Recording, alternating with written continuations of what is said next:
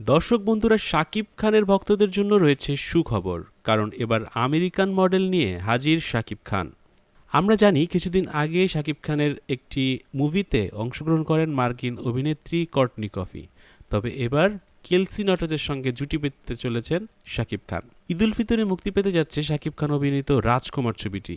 এতে তার নায়িকা একজন মার্কিন নারী, যার নাম কোর্টনি কফি, তা আমরা ইতিমধ্যে সকলেই জানি। এবার আরেক স্বনামধন্য মার্কিন মডেল ও অভিনেত্রীর সঙ্গে শাকিব খানকে দেখা যাবে একসাথে।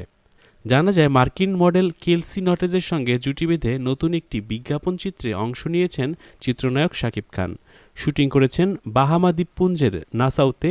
এটি শাকিবের নিজের কোম্পানি রিমার্ক হল্যান্ডের একটি ব্র্যান্ড বিজ্ঞাপন।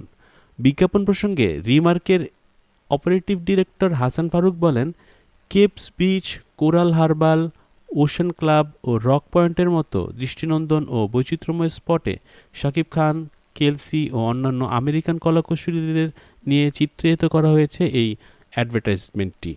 লিলির সৌন্দর্যবর্ধন পণ্যসমূহের গুণাবলী তুলে ধরার পাশাপাশি এই বিজ্ঞাপনটির মাধ্যমে দেশীয় শিল্পীদের সঙ্গে আমেরিকান আর্টিস্টদের এক অভূতপূর্ণ পারফরমেন্সের সমন্বয় ঘটানো হয়েছে।